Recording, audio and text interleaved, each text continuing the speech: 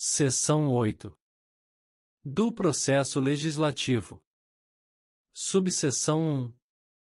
Disposição geral. Artigo 59. O processo legislativo compreende a elaboração de: Inciso 1. Emendas à Constituição.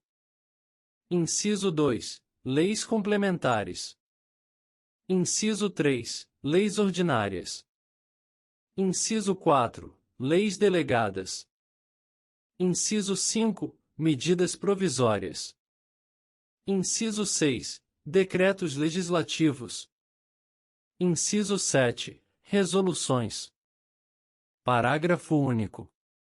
Lei complementar disporá sobre a elaboração, redação, alteração e consolidação das leis. Subseção 2. Da emenda à Constituição. Artigo 60. A Constituição poderá ser emendada mediante proposta. Inciso 1. De 1/3, no mínimo, dos membros da Câmara dos Deputados ou do Senado Federal. Inciso 2. Do Presidente da República. Inciso 3. De mais da metade das Assembleias Legislativas das Unidades da Federação, manifestando-se, cada uma delas, pela maioria relativa de seus membros. Parágrafo 1º. A Constituição não poderá ser emendada na vigência de intervenção federal, de estado de defesa ou de estado de sítio. Parágrafo 2º. A proposta será discutida e votada em cada casa do Congresso Nacional, em 2 turnos, considerando-se aprovada se obtiver, em ambos, 3/5 dos votos dos respectivos membros. Parágrafo 3º. A emenda à Constituição será promulgada pelas mesas da Câmara dos Deputados e do Senado Federal, com o respectivo número de ordem. Parágrafo 4º. Não será objeto de deliberação a proposta de emenda tendente a abolir.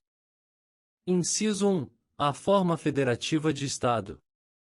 Inciso 2. O voto direto, secreto, universal e periódico. Inciso 3. A separação dos poderes. Inciso 4. Os direitos e garantias individuais. Parágrafo 5º. A matéria constante de proposta de emenda rejeitada ou havida por prejudicada não pode ser objeto de nova proposta na mesma sessão legislativa. Subseção 3. Das leis. Artigo 61. A iniciativa das leis complementares e ordinárias cabe a qualquer membro ou comissão da Câmara dos Deputados, do Senado Federal ou do Congresso Nacional, ao Presidente da República, ao Supremo Tribunal Federal, aos Tribunais Superiores, ao Procurador-Geral da República e aos cidadãos, na forma e nos casos previstos nesta Constituição. Parágrafo 1º. São de iniciativa privativa do Presidente da República as leis que: Inciso 1. Fixem ou modifiquem os efetivos das Forças Armadas. Inciso 2. Disponham sobre: Alínea A. Criação de cargos, funções ou empregos públicos na administração direta e autárquica ou aumento de sua remuneração. Alínea B. Organização administrativa e judiciária, matéria tributária e orçamentária, serviços públicos e pessoal da administração dos territórios. Alínea C. Servidores públicos da União e territórios, seu regime jurídico, provimento de cargos, estabilidade e aposentadoria. Alínea D. Organização do Ministério Público e da Defensoria Pública da União, bem como normas gerais para a organização do Ministério Público e da Defensoria Pública dos Estados, do Distrito Federal e dos territórios. Alínea E. Criação e extinção de ministérios e órgãos da administração pública, observado o disposto no artigo 84, inciso 6. Alínea F. Militares das Forças Armadas, seu regime jurídico, provimento de cargos, promoções, estabilidade, remuneração, reforma e transferência para a reserva. Parágrafo 2º. A iniciativa popular pode ser exercida pela apresentação à Câmara dos Deputados de projeto de lei subscrito por, no mínimo, 1% do eleitorado nacional, distribuído pelo menos por 5 estados, com não menos de 0,3% dos eleitores de cada um deles. Artigo 62. Em caso de relevância e urgência, o Presidente da República poderá adotar medidas provisórias, com força de lei, devendo submetê-las de imediato ao Congresso Nacional. Parágrafo 1º. É vedada a edição de medidas provisórias sobre matéria. Inciso 1. Relativa a: alínea A. Nacionalidade, cidadania, direitos políticos, partidos políticos e direito eleitoral. Alínea B. Direito penal, processual penal e processual civil. Alínea C. Organização do Poder Judiciário e do Ministério Público, a carreira e a garantia de seus membros. Alínea D. Planos plurianuais, diretrizes orçamentárias, orçamento e créditos adicionais e suplementares, ressalvado o previsto no artigo 167, parágrafo 3º. Inciso 2. Que vise a detenção ou sequestro de bens, de poupança popular ou qualquer outro ativo financeiro. Inciso 3. Reservada a lei complementar. Inciso 4. Já disciplinada em projeto de lei aprovado pelo Congresso Nacional e pendente de sanção ou veto do Presidente da República. Parágrafo 2º. Medida provisória que implique instituição ou majoração de impostos, exceto os previstos nos artigos 153, inciso 1, 2, 4, 5 e 154, inciso 2, só produzirá efeitos no exercício financeiro seguinte se houver sido convertida em lei até o último dia daquele em que foi editada. Parágrafo 3º. As medidas provisórias, ressalvado o disposto nos parágrafos 11 e 12, perderão eficácia, desde a edição, se não forem convertidas em lei no prazo de 60 dias, prorrogável, nos termos do parágrafo 7º, uma vez por igual período, devendo o Congresso Nacional disciplinar, por decreto legislativo, as relações jurídicas delas decorrentes. Parágrafo 4º. O prazo a que se refere o parágrafo 3º contar-se-á da publicação da medida provisória, suspendendo-se durante os períodos de recesso do Congresso Nacional.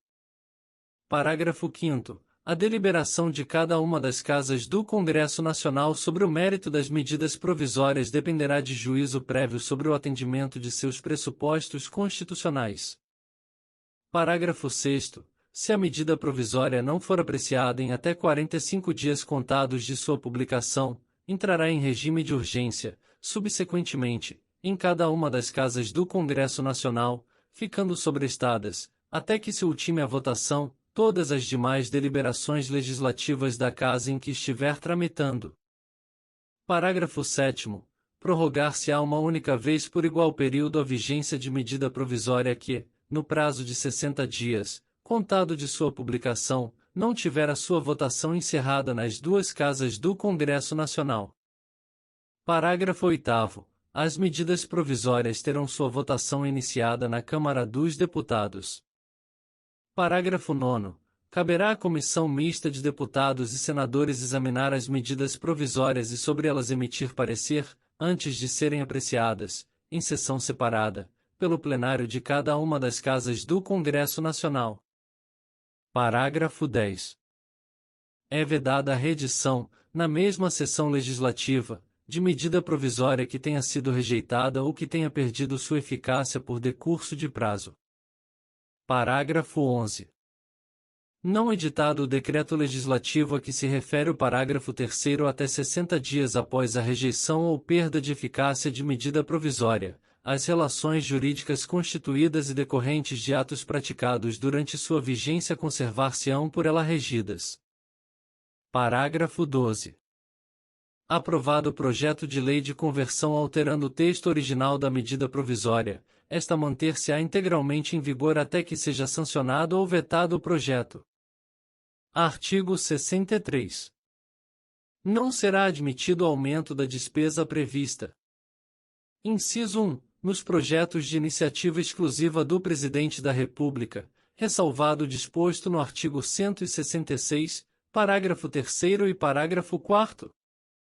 Inciso 2. Nos projetos sobre organização dos serviços administrativos da Câmara dos Deputados, do Senado Federal, dos Tribunais Federais e do Ministério Público. Artigo 64.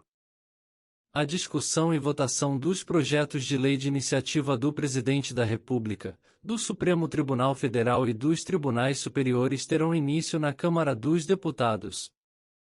Parágrafo 1º. O Presidente da República poderá solicitar urgência para apreciação de projetos de sua iniciativa.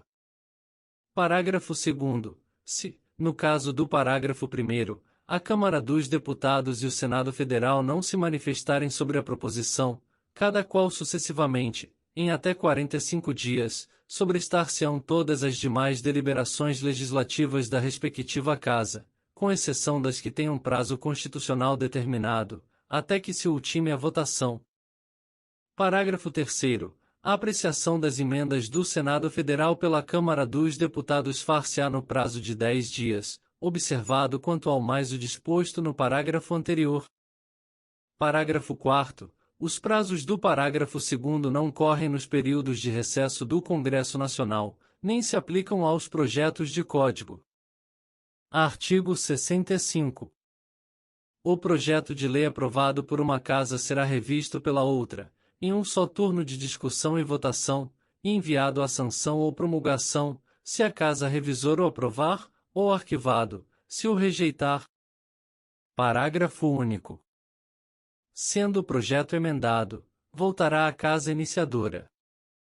Artigo 66. A casa na qual tenha sido concluída a votação enviará o projeto de lei ao Presidente da República, que, aquiescendo, o sancionará. Parágrafo 1º. Se o Presidente da República considerar o projeto, no todo ou em parte, inconstitucional ou contrário ao interesse público, vetá-lo-á total ou parcialmente, no prazo de 15 dias úteis, contados da data do recebimento, e comunicará, dentro de 48 horas, ao Presidente do Senado Federal os motivos do veto. Parágrafo 2º. O veto parcial somente abrangerá texto integral de artigo, de parágrafo, de inciso ou de alínea. Parágrafo 3º. Decorrido o prazo de 15 dias, o silêncio do Presidente da República importará sanção. Parágrafo 4º. O veto será apreciado em sessão conjunta, dentro de 30 dias a contar de seu recebimento, só podendo ser rejeitado pelo voto da maioria absoluta dos deputados e senadores. Parágrafo 5º. Se o veto não for mantido, será o projeto enviado, para promulgação, ao Presidente da República.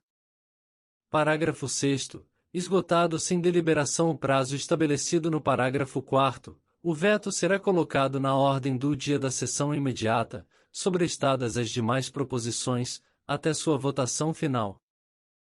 Parágrafo 7º. Se a lei não for promulgada dentro de 48 horas pelo Presidente da República, nos casos dos parágrafo 3º e parágrafo 5º, o Presidente do Senado a promulgará, e, se este não o fizer em igual prazo, caberá ao Vice-Presidente do Senado fazê-lo.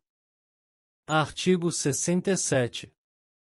A matéria constante de projeto de lei rejeitado somente poderá constituir objeto de novo projeto, na mesma sessão legislativa, mediante proposta da maioria absoluta dos membros de qualquer das casas do Congresso Nacional. Artigo 68. As leis delegadas serão elaboradas pelo Presidente da República, que deverá solicitar a delegação ao Congresso Nacional. Parágrafo 1º. Não serão objeto de delegação os atos de competência exclusiva do Congresso Nacional, os de competência privativa da Câmara dos Deputados ou do Senado Federal, a matéria reservada à lei complementar, nem a legislação sobre. Inciso 1. Organização do Poder Judiciário e do Ministério Público, a carreira e a garantia de seus membros. Inciso 2. Nacionalidade, cidadania, direitos individuais, políticos e eleitorais. Inciso 3. Planos plurianuais, diretrizes orçamentárias e orçamentos. Parágrafo 2º. A delegação ao Presidente da República terá a forma de resolução do Congresso Nacional, que especificará seu conteúdo e os termos de seu exercício. Parágrafo 3º. Se a resolução determinar a apreciação do projeto pelo Congresso Nacional, este a fará em votação única, vedada qualquer emenda. Artigo 69. As leis complementares serão aprovadas por maioria absoluta.